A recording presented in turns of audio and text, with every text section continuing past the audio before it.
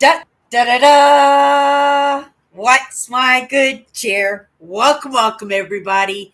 Let's give YouTube a couple of minutes, get those notifications out. In the meantime, if you've never popped into one of my lives before, hi, I'm Cindy. I'm the one with the reflective glasses. It gets my attention every time I go live. I destroyed the reflective coating off of my eyeglasses. I just have not been able to get out there and get myself a new pair. So we are adapting, we are conquering, but I am still taking note. It still distracts me. And because also it reflects on, well, maybe not the podcast, but coming in live itself in that presentation. You guys are going to come in and start calling me fly eyes. But what's important is you do come in, right? Even if it's like after work and you put your feet up and you're relaxing, and you have a few minutes for yourself, it's always my intent that we're able to digest a little bit of insight without it having serious effects where we're running to the washrooms or we're calling for company or somebody to cry on, somebody's shoulder to cry on, that we're able to come in and take little bites, little pieces of insight and work with it in where we're at in the moment and not to push ourselves far beyond what we are capable of. I understand that feeling. When I first woke up to some of these ideas, it was crazy town. Like it was literally crazy town. I don't even know if I'll ever tell any of those stories, but there was so much to that story that it's what made me want to come in and, maybe help others out a little bit in that process so that when they come out of it, right?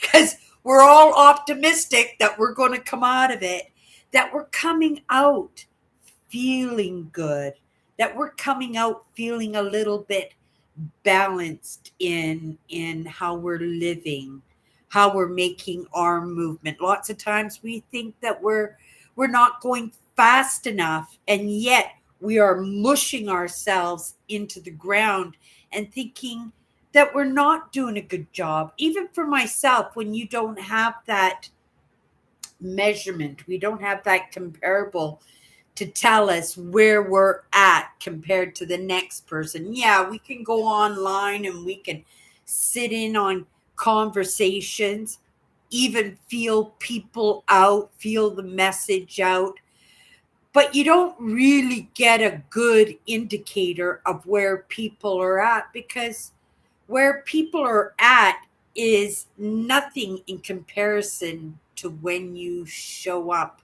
for others. And that's the truth. If you were sitting here, just me and you, sitting at this table with our cup of coffees and just having a conversation, that conversation would be different than this conversation because we are in a public. I'm just going to stop, send some good cheer. Let's get that destination marked so that when they go and knock on that door, that they say sorry, everything's good, false alarm, and they can go right back to the station. If you don't live, no, I live behind a fire station, so quite often when you come into my lives, right, it's part of the trigger. This is what we'll call it. We'll call it just part of the trigger in setting us up so it's not a surprise. None of us like things dropped in our laps. Even for myself, I need to digest things. And sometimes I'm being asked to digest some pretty big things, some things that I don't want to digest, some things that were heartbreaking or full of betrayal or misunderstandings or venom, right? Even the venom out there. And sometimes we just don't want to accept the information. Sometimes we can't believe that it's possible in the source that it's coming from. Sometimes we don't even trust ourselves because we think, well, if we didn't see that, what makes it so that we think we can move forward and not get caught in the same trap or a different trap. And that's the truth. But I think in, being a human, we have that prerogative, prerogative. We have that idea that we can make mistakes, right? We learn by the mistakes. It's okay by mistakes. We can't just keep making the same mistakes over and over and over again. You can, but as long as you pick up something right out of those lessons, out of those failures, out of those mistakes before we try again, right? Eventually, right? What do you call that? Practice makes perfect. But sometimes you can practice all you want, right? And it's not going to make a difference, right? I'm not going to climb Mount Everest. That's never going to happen. I would never survive it. And that's a realistic evaluation of where I'm at in the moment. So when they say, set that dream up and shoot for it, in being a realist, right? If my dream is to climb Mount Everest, I'm not ever going to do that. But could I do something in respect to that? Can I be an agent that puts together these excursions? Can I be somebody who's an expert on equipment, territory? Could I make connections with the guides that actually, right, the indigenous guides that actually risk their lives to take these parties up to Mount Everest? You can make movement in that direction, right? But just understanding it's probably most likely not going to be a dream for this lifetime, but keep moving towards it as if it is, right? Because miracles happen, right? You can have the most terrible experience in something, and it can make you feel like such a failure.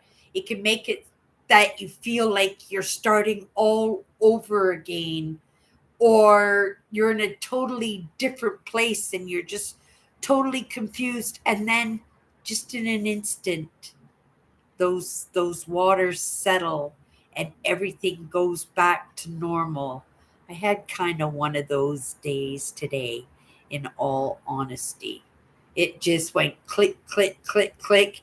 And in doing that, I had to, because it was so magical, I had to partner with myself to make sure that I made right choices in how things were clicking, because there were choices off. Definitely, I could have made different choices in those little gifts that came into my life today to help settle out some of those worries, those stresses that it loads you down and takes you away from things that you should be focusing on, right? And plus you're trying to stay in a positive attitude, and these things, they weigh you down, right? And they were weighing me down. And then yesterday I was actually, I think, even in my live show, talking about sometimes you just have to say everything's going to be okay. I don't know how it's going to be okay, but this too will end. And everything will be okay. Just pay attention, take in the lessons, try not to get ourselves in that same situation again, right? But also don't pay attention to that moment in a way that goes, oh my goodness, this is so amazing. Take a look at that moment and say, how did I get here to start with? How can I make sure that I never make that mistake again? I got a little bit of grace there. Something came in and wiped the slate clean, and I get to start over a little bit, right? I get a little bit of air, a little bit of room to breathe. I get to pop up to the surface and right? And that doesn't mean I'm not going to go right back down and dive into it, but we have to pay attention. What were the lessons in that? And that's the thing. Those are the failures that we're allowed to do, right? Because we're paying attention. We're learning from the mistakes that we make, right? Like, oh my goodness, I never want to be in that situation again. And the next thing you know, you're in that situation again. You're going, oh my goodness, right? Let's try this again. But when you try it again, right, it doesn't mean you're going to do absolutely everything differently, but there might be one thing that you do differently that makes it easier, makes it better to understand, or saves you a little bit of time in the process. So you get to use that the next time you try again. At least you got that down packed. It's kind of like here in Manitoba when you go for your driver's license, they keep the parallel parking test separate. So if you pass your parallel parking test, you don't have to do it again, right? And that takes a lot of relief off of you, because parallel parking for some people are just so hard, and sometimes it's like 1 out of 20 times that you'll get that parallel parking right. I'd much rather just go into a parking spot that I can just drive into rather than do that parallel parking thing. But what if you got that parallel parking correct the first time you tried? You still failed your driver's test, but that first time you tried your parallel parking, you passed it. Now that stress is off you. You still have to take the test again. You failed the driver's test, but that part of the test, which you were all worried about and stressed about because you know you're not the best parallel parker in the whole world, that's off your plate. You don't have to worry about it because you don't have to take that part of the test again. So that time and that worry and that stress can go to another aspect of that driver's test that you might not have done so great on, right?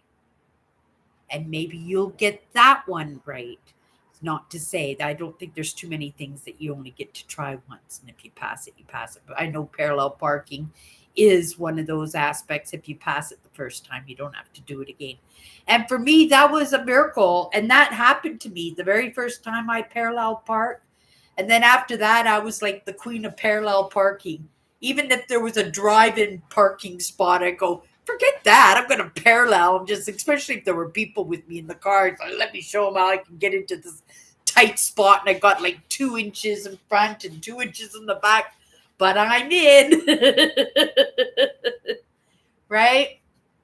Nowadays, I still like to drive into my spots. It's not so much of a something to show off. It's not like my special talent or anything anymore. But right, if we can get these things that we fail in, if we can learn something every time, that eventually it gets easier, right? I say it all the time. It took me over a year to come in front of the camera, right? I didn't want to come in here. I didn't want people to see me or hear me, right? I was urban exploring. I just like to film my old abandoned houses, my old churches and one-room schoolhouses. I didn't want to be in front of the camera, but because I wanted to be a YouTube creator, and because the the thing about YouTube is you have to be willing to change, to expand, to get better, right? To get better at what you do.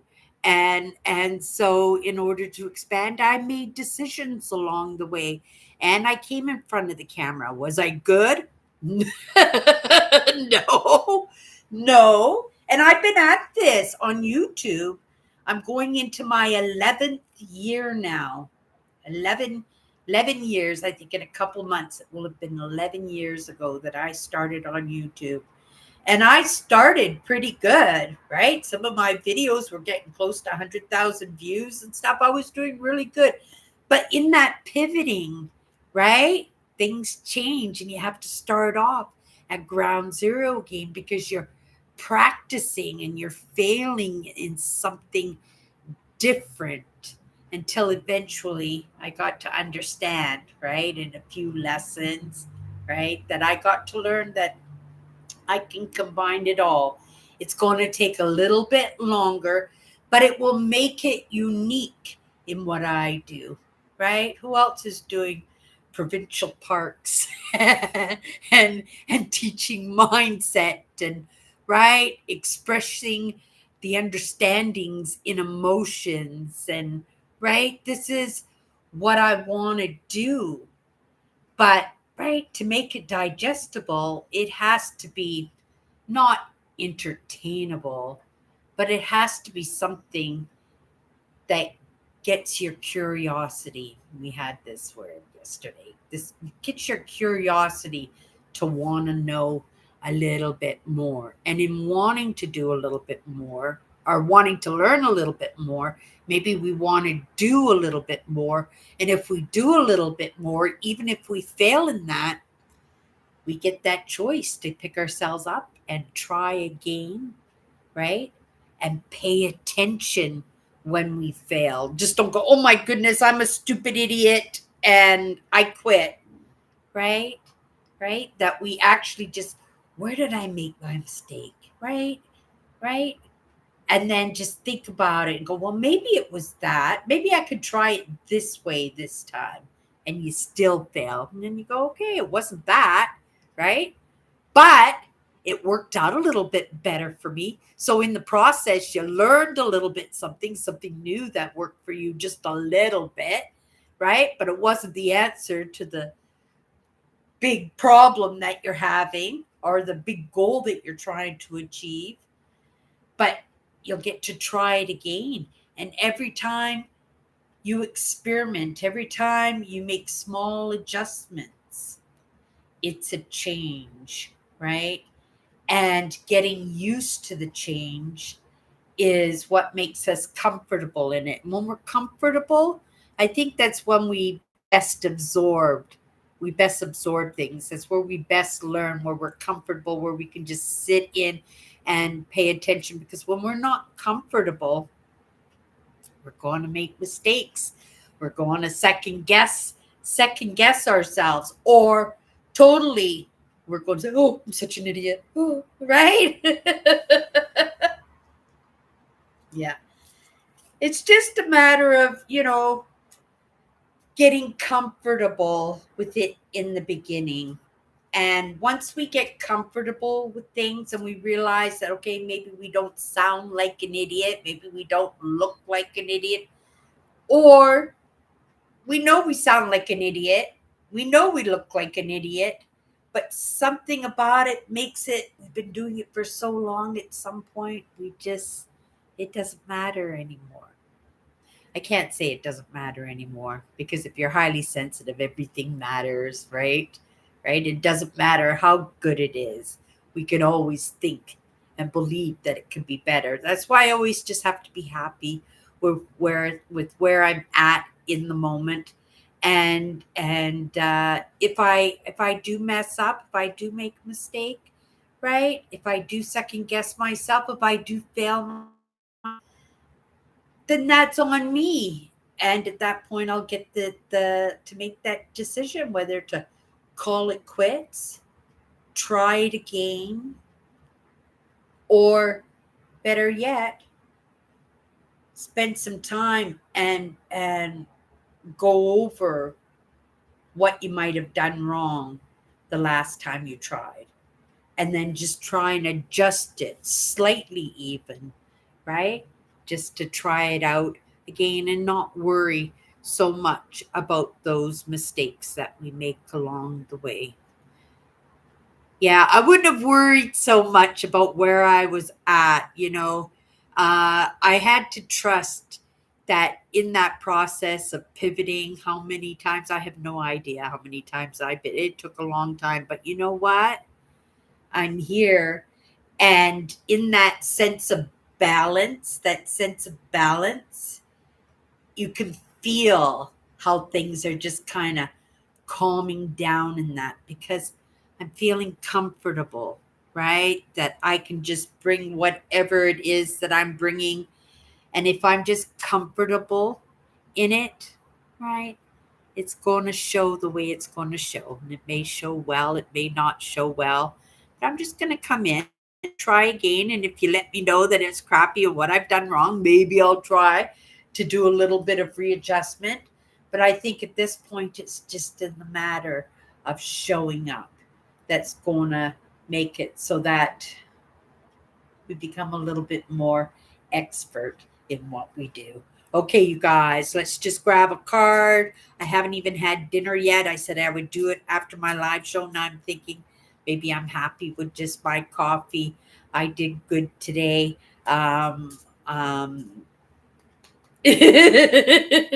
But not only did I do good, I did do good today because I had to make decisions in that, and I could have made different decisions that would have left me in a different spot, a more difficult spot.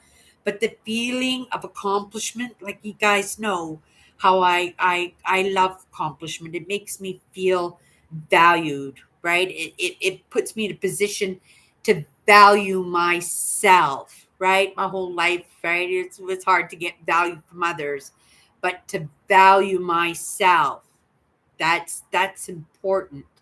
And when I'm able to put myself in a position where I feel I did good, right? That's important. And so my decisions today impacted the feeling I have now and the feeling I'm going to have tomorrow, because tomorrow will be the payoff day in that, because today was all running around and resolving stuff and right, staying on the list and looking at stuff, and it was decisions, and I made the best decisions that I could. And in the end, right, I think I another one. did I did good. And it's my birthday tomorrow, you guys. I'm going to be 64 years old tomorrow. Hello. Hello, Eugene. I saw you were there. Yeah, the fire station is just right behind my building there. They go by numerous times today. I think that's probably the third time today that I've stopped to wish them a little bit of good cheer. I don't know how many of those good cheers hit, but if even one hits, right? Right? That's change. That's a second chance for somebody to get it right. Hmm? Yeah. Okay, you guys, let's just grab a card, go into it for a couple of minutes, and we're going to just call it a night. I'm just going to take this card right here. Oh my goodness. So good. I like it when they kind of coincide with what I'm talking about a little bit. So we got the word movement. Movement is an action that gravitates to the result. What I was saying, I could have made different choices today, right? I could have made different choices, and those choices would have been very comfortable for me, right? Maybe I would have got a treat at the grocery store. Maybe I would have slacked off because I accomplished a little bit and just took in the lessons and just said, oh, right, I'm editing video. It's not my favorite thing in the whole world, but I came in, right, when I got home, and right away I'm editing my video. It's all ready to go. I just have to do my description for my YouTube video, and then I want to make sure I watch it one more time to make sure I'm not going to say meet standards, because my standards are pretty low. It's not like it's going to CBC or anything like that, or it's the documentary of the week, right?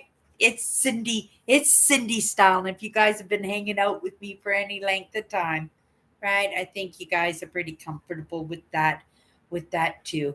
Movement is an action that gravitates to the result, right? We can wish, dream, need anything and everything, right? But unless we get up, unless we put that little bit of steam into achieving it ourselves, in making good decisions, sometimes it's the physicality of doing it. Sometimes it's just that gumption of, oh my goodness, I don't feel good today. I don't think I have it in me. And then somewhere she found it in you and you got that job done. That is movement, right? We're not expected to get it absolutely perfect, right? I'm not going for an Academy Award or Best Actress in my YouTube videos, right? It's done, and it's done to the best of my ability. Well, probably not, because I could go back in and spend more time and second guess and fine tune and edit and right. And at that point, maybe there wouldn't be any video left, because, I self criticized every movement, every look, every hair out of place, every glare in my glasses, right? So I'm happy with where I'm at in the moment, understanding that I made that movement. And because I made that movement, it rewarded me with it being fairly easy. And sometimes no news is good news. So uneventful, with no wrenches thrown into the projects, right?